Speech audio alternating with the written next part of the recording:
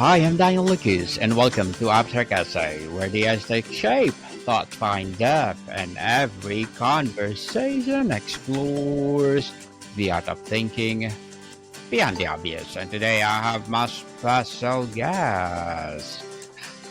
She's a dynamic storyteller holding a degrees in radio and TV film from California State University, as well as award-winning author, no other than Miss K. A. Oliver. Hello, thank you for having me. Welcome, Miss K. on Abstract Essay, and can you please introduce more about yourself that I missed? Sure, I worked in Hollywood for over 30 years. I also have a master's degree in business, and I am Fiction Author of the Year for 2025. I've written 14 books. The 14th one is coming out this October, and I just am a storyteller from Hollywood. That format, 2 books. Miss K. A. Oliver, thank you so much for sharing your knowledge and wisdom to the world. Hoping for more and more award-winning piece to come. So today let's talk about resilience voices, women in fiction. So tell us, how do the most compelling, resilient women in fiction move beyond merely enduring hardship to actively?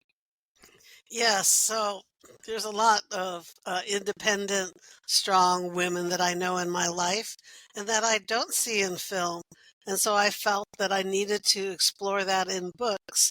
And these women are scientists and anthropologists, and a lot of them are of the sciences, not all of them, but they maneuver using, their intelligence, their expertise, and research to find out what they need to know. And they go after the things that most people figure women don't go after, so that they are strong women hunting down either a murderer or clues of some type within the books. So, Miss Kay, how does the quiet, steadfast resilience of a character like Enelor or Eleanor Dashwood or differ from the impact of meaning from the more overt, rebellious, resilient of offered? They are the ones leading the journey and the story. Something happens and they have to resolve the issue. They need to fight forward in resolving the issue. So, for instance, in Disturbed Tombs, that was my first book, and it came out of my question, why do we, feel that we can dig up every mummy we find, which is Egyptian graveyards, yet we hold, or Sudan, we hold our graveyards sacred. So Kaili Worthy is a strong archeologist with a scientific background, and in this book, she is married to a police captain. But she finds out that she has the ability, we all have the ability, to actually reach out to these mummies or these things that she finds in her museum and tries to resolve what is going on with them and what we are doing to them when we dig them up. So even against laws, against things that most people would not do, she steps forward and does it. Interesting indeed, Miss Kay. Is resilience in these characters more often portrayed as innate, unbreakable core, or a skill forged in the fires of a specific trauma? That's a great question. It's a little bit of both. It starts out with them in their core. That is their nature. That is how they got where they're at to begin with. And then when something comes forward in their life, an obstacle or something they need to figure out and resolve, then as they go along, they learn and it builds even more resilience within who they are and what they need to accomplish. So, Miss Kay, can you think of characters who exemplify it In in your female, book? In your yeah. book, Oh, in my books? Oh, yeah, yes. absolutely.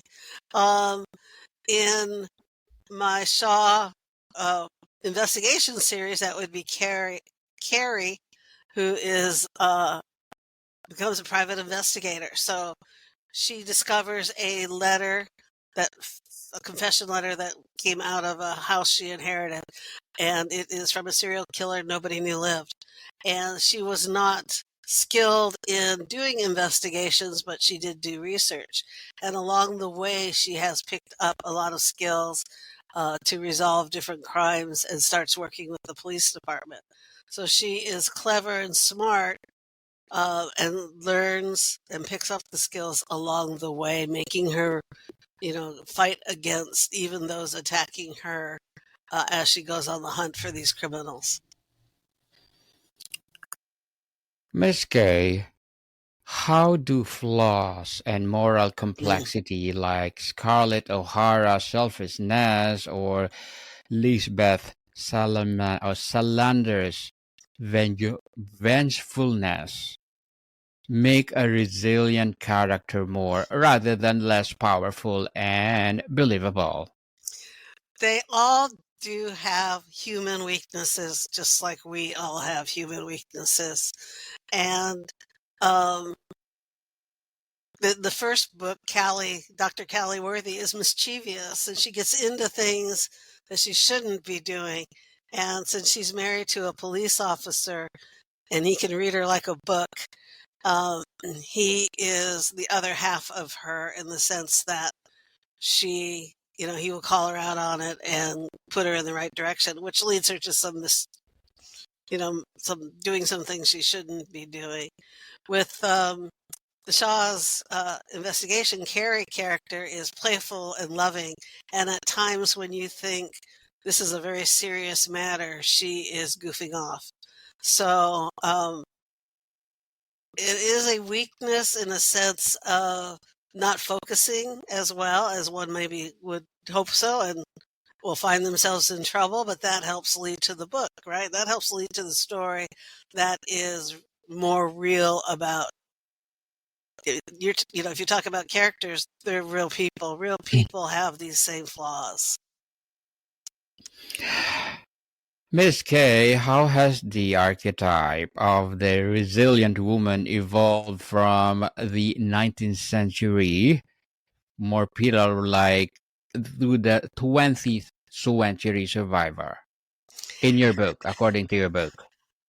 According to my books, they are more independent than before. They do not really turn to someone else to provide for them. They do not expect someone else to be smarter than them. They know their limitations and they have friends or spouses that can fulfill that gap, and they work together, but that they are not under someone else or provided by someone else. They make their own provisions, they change their own, way they want to do things. And at times that can be a clash in a relationship or in a friendship, but for the most part, they are working alongside somebody equally, and that is changed from being the person who needs help, who falls down, who screams. These are women who are going to get right back up and continue running and taking on that which they, choose to go after. How do different genres, fantasy, sci-fi, realism, mystery, allow authors to explore unique facets of female resilience? Yeah, they all vary, absolutely. Today, a lot of the fantasy and sci-fi almost make it unrealistic. Of course, that will be true for the male parts as well, the male characters. Um, but in fiction, like in cozy mysteries, historical fiction, things like that, it is more realistic in the sense of what today's modern woman is about. They, they're right there along side everybody else. They invent things like everybody else. They have, we have for decades. And that shows up in fiction and historical fiction and those kind of stories. When you mention sci-fi and fantasy, that is definitely out there. It's a little bit different in the sense that we all know that we can't jump off a building and survive. But, those women are right there next to their compadres, fighting along next to them, not being any weaker than the male counterparts, which is a unique stance, considering that most women don't have the muscle capacity that men have. So that makes it a little odd, but they're not shying away from anything, and that is a constant in all those genres. Fighting what is right, for sure. And Miss Kay in historical fiction, where societal constraints are extreme. How do authors craft narratives of female resilience that feel authentic to the era while still granting the character a meaningful sense of agency? Well, there are characters that you can find historically who do fit into our current century profile. So, in Disturbed Tombs, or that series of books, the first one is a female pharaoh that she finds. There were female pharaohs. The second book is about a female warrior out of England, uh, Boudica, and most people don't even know about her, but she fought against the Romans. She had more of a chariots than the Romans did back then. So if you pick the right characters in the books, you can bring forward that resilience, that actual research and history you can add into the book as part of the story, bringing forward the powerful women that are historically around and some that many people don't know about, and you can enlighten them on those characters or those individuals that actually historically lived. How has the recent literary embrace of the unlikable female character a new frontier for exploring complex, often messy forms of resilience? I will say that in the literary world, it is accepted, highly accepted. My first book won 4 awards. Unlike my background, which is Hollywood, TV, radio, film, they have not caught up to that yet. Yes, have been some female-driven movies out, but you will still see the majority of it is male-driven, and they haven't accepted it as much, claiming to me what was said to me years ago is, the strong, resilient woman is not marketable. I disagree, and that's why I started writing books. And upon winning Book of the Year and 4 awards for Disturbed Tombs, I knew I was on the right track, and I've written 14 books since. Truly, truly, Miss Kay, you are in the right track, and congratulations for winning those awards. Hoping for more and more award-winning things to come. And how does the relationship between Brazilian older woman and a younger protagonist? The younger protagonist, absolutely. A younger protagonist often doesn't have the experience, doesn't have the skills and ability that the older woman has. Now, most of my women are around the ages, around 30 to 40 years old. I have not introduced somebody of older age, but it doesn't mean I won't and that I can't. But definitely have a lot more learning to do along the way. They have to have more confidence, self-confidence. That comes when you're a little older, around 40. And so that's why I choose that age range, because if you go younger than that, they're still trying to figure life out. Sometimes we all are, as people, male and female. And I think in Shooter's Treasure, she's probably, well, no, she's actually retired. So she's 60. So she's a very strong, resilient woman who has bought her own ranch and discovers a treasure on her ranch, which of course everybody in town wants to have and take away from her. So there is that kind of experience with life that matters at age. Miss Kay, as award-winning author, what are your short-term and long-term goals? Oh, to keep writing short-term goals. I have a book coming out on October 17th, and I am already writing the next book to follow that one. Yes. I just enjoy writing. I know that several producers have asked me for a script for Road to Elysium, one of the books that I have written. I have shared those scripts with them. If it gets made into a movie or not is another thing, which would bring me back to Hollywood. But I really enjoy just writing. I have been placed in the Who's Who in America book, and then I have also this year won Fiction Author of the Year. So I'm not sure where to go from here, other than enjoying myself in writing and wishing part of me had done it sooner, but it's easier now with the ability to format everything on your computer. So that's really nice. And I work with my editor, so creativity can flow freely. You know, when you're in Hollywood, you have to answer to stockholders and everybody else up the line. And writing your own book, it's your voice, it's what you want to say and how you want to say it. And yes, I can write about strong women without hearing how we can't sell it. Yes, good luck to your goals, Miss Kay, and looking forward for more success. And what would be your piece of advice for those people out there who want to be award-winning author too, like you? Well, they have to start writing, first of all. That I hear a lot of people tell me, "Oh, I have this book idea." Great. You have to sit down and write it because it's not going to write itself. And then you have to believe in yourself and trust yourself. I know a lot of writers, you start writing and you think to yourself, why would anybody want to read this? You know, this is out of my brain, my thoughts. But there's someone out there who wants to read it. I'm telling you. When I was writing my first book, I had those exact thoughts. And my friends, you know, I surround myself with good people and they continually, you know, said, keep going. Write 15 minutes a day. Don't try to polish your script. Good novels are not made in first drafts, second drafts, or even third drafts. They are made in the edit stage. That is where they are. So just write it. Just get it down on paper.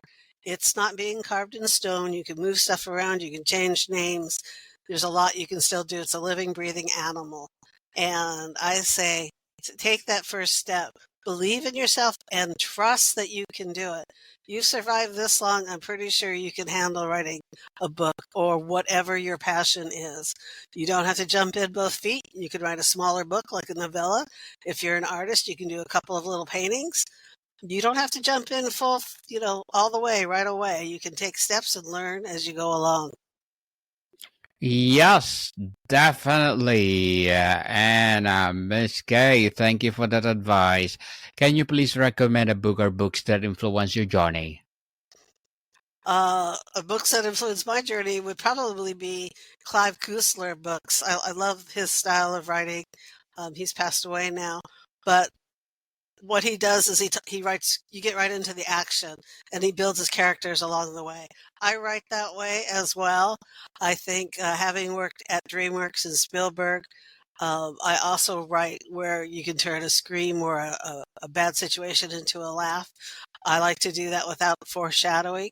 So I think my Hollywood background and my love of reading both help crave the kind of books that I want to read. And I write the kind of books I want to read, which I have found out a lot of women like women action books. They are action. They're not romantic. They're not sissy in any way. They are full-fledged. You go out there, hunt something down, hunt someone down, solve a crime or a mystery, and they're in the forefront doing it. Well, thank you for that recommended book, Miss K. And tell us, what can we learn about narrative power when a formidable, resilient woman is cast as the antagonist? They're going to get the job done. So you better be careful Yeah. because if they've committed to doing something, they're going to get it done. And you're going to have to be very clever to outwit anybody in that situation. Yes, definitely. Does the complexity challenge our simple definitions of good and evil? Yes and no, because in my books, everybody has a little bad in them or a little, what some people might consider, that bad is that weakness that we talked about earlier. Mm. Um, and the bad person might have a little good in them. Um, but for the most part, there is the one pursuing the evil individual or situation, and uh, the good wins out, so to speak, as we wish always did in life. But remember, this is fiction. So, um, yeah, that's what I would say. So there's a little bit of good and bad in all characters within the books. Yes, and Miss K, before we wrap up our discussion for today, I'm inviting you to please do listen to my other podcast, people. My other podcast, because my abstract essay is already in fifth season, abstract poetry in second season, and my book 101 review in fifth season too, comedy 101 in second season, and my food 101 in fifth season as well, geography 101 in fourth season, and my baby podcast, law 101 and mental health 101.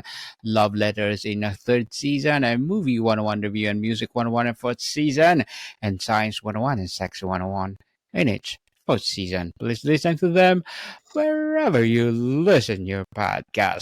So, Miss K, what new forms of resilience do you hope to see for women in the fiction of the next decade? What contemporary challenges will these new voices need to navigate? I think these new voices need to navigate film. I think they need to come out in film as strong women who are not aggressive, they're assertive, which is a little bit different than the way they show them now. Show them more as the real women of today, as we can in literature. But then again, remember, creativity is freedom when you're writing a book. You don't have that same creativity when you have executives of a studio making the decisions. So I would like to see that happen. So yeah, so essentially more of books like mine becoming films and showing, the other half um, as just as resilient as the men. Yes, indeed, Miss K. A. Oliver. Thank you so much for empowering women all over the world. And can you please invite our listeners to support all your books? Absolutely. Come visit my website. It is my name, KAYAOliver.com. KAOliver.com. Yes, people, let's support Miss Kay Oliver, because if you support her, for sure, more and more empowering award-winning piece to come. So, Miss Kay, thank you so much for your time. Thank you. I enjoyed it. Moticon people, see you soon.